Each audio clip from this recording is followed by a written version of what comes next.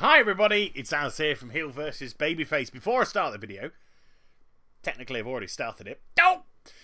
I just want to give a big thank you to the Mr. Double X, who is the creator of the wonderful new background which I'm sporting on my channel. So much thanks.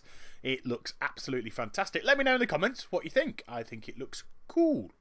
So then, stage 4 has been completed, and our assault on the Throne of Thunder, and this has brought about a new part of the storyline and, more importantly, a new single player scenario which allows us to meet up with Tao Shi again, and this time we're going to be attacking the Zandalari on the eastern side of the Isle and their harbour. They've got this fantastic Zandalari ship. We've seen it before over on the Isle of Giants. It's a fantastic new design. Looks really menacing, just looks awesome. So we get on the Terror Wing that we had from the previous single-player scenario to the skies, and it takes us over to the dock, and the first phase of this scenario, well, technically the second stage, but you know what I mean, because it's the first active stage. We have to start knocking out these sensor beacons. But, you could easily just destroy 10 of them and get this phase over and done with. I decided, in my infinite wisdom, to play it a little bit smarter, because I thought, why would we just be knocking out 10 random sentry totems? Doesn't make that much sense. So surely we must be carving a pathway for us to go through later on in the scenario.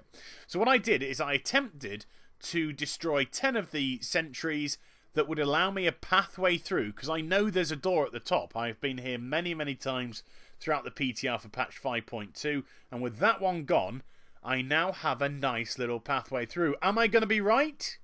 We'll see later on in the video. Is it absolutely nonsense? We'll see later in the video.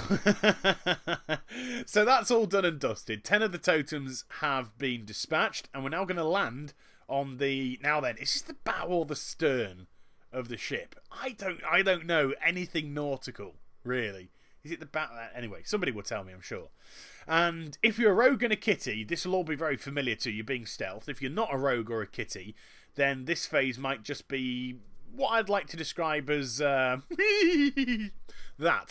Because there's nothing more fun for a class like a warlock that doesn't do anything remotely stealth to be able to do something a little bit different, going around clonking people on the back of the heads. Now, the action button will only pop up when you get within a certain radius of your targets, and you can't lose sight of Tao Shi because she always has that white little arrow bobbing above her head.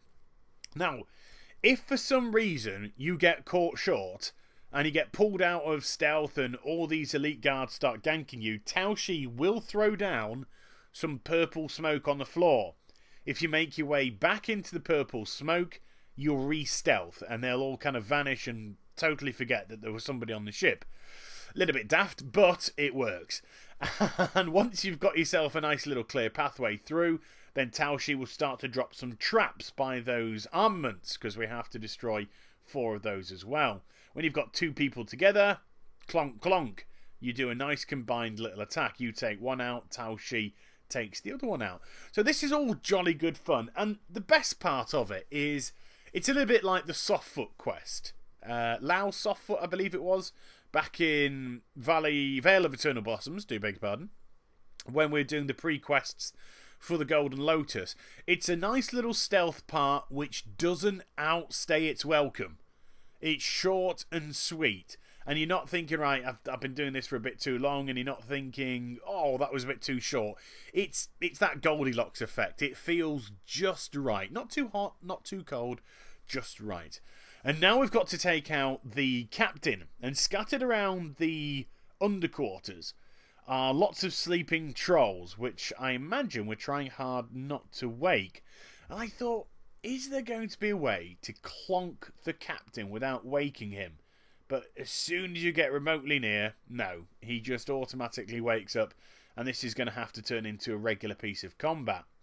Now, I don't know if he... Well, I know he's picking up food from the tables and clonking us with them, but I don't know if he should be trying to wake up the guards. I think this part of the scenario just missed something, and I think that something was maybe some gongs, one on the each wall scattered around the room, and he should actually try and make his way to the gongs. If he gets to the gong without you, I don't know, managing to do something, then he can whack the gong and a couple of the guards will wake up from the slumber. And I think that would make the combat a wee bit more interesting, or something like that. I'm just throwing a complete random idea off of the top of my head, because that was all too quick. I mean, that part was just ridiculously quick.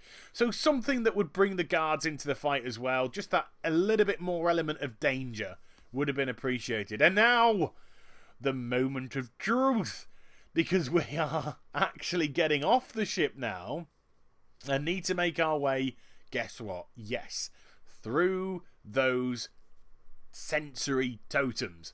Now, the pathway that I've cleared, by the looks of it, should be sufficient to get us through to the gate without anybody picking us up. All we've got to do is just be wary that these guards don't spot us now. So they're on a patrol, nothing to really worry about. We just have to be patient, let them do their walking up and down, and then we can just avoid them. You've got the big red ring. I wasn't trying to play chicken with him or do something nasty to his backside. I was just trying to see if I got up close behind, would it pop up the action button again like it did back on the ship? And would I be able to clonk him out? But I couldn't. It didn't bring anything up at all.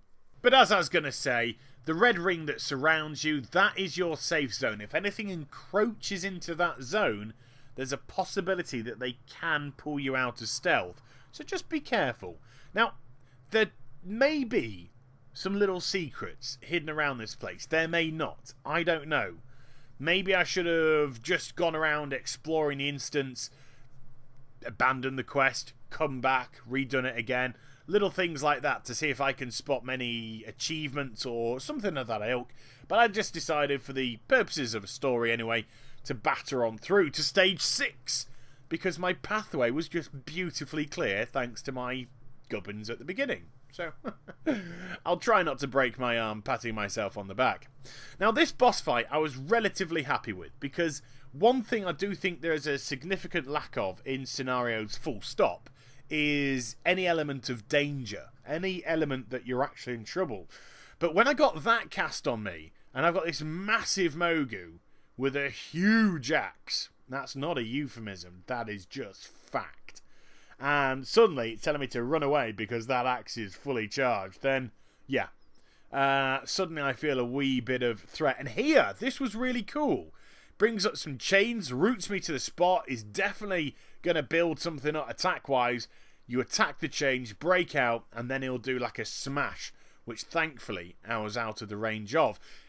Maybe, again, if I'd allowed myself to do this a few times, and don't worry, I can do this on other characters where I'll do some testing, I might just keep myself in the chains and see whether or not I just take some hefty damage, or whether or not he does one-shot me. It'd be brilliant if it does one-shot you. I'd be very, very happy indeed with that. But kill him, drops the quest item, and then we can open up the gate for the rest of the Shadowpan Assault, or Silver Covenant, or Sun Reavers, depending on whether or not you're Horde, to come ploughing on through. And this is another area now of the Throne of Thunder outskirts, which is open for all players. And this will now open up a completely new range of daily quests as well. So I do like the way this whole kind of scenario ran. It was very fluid.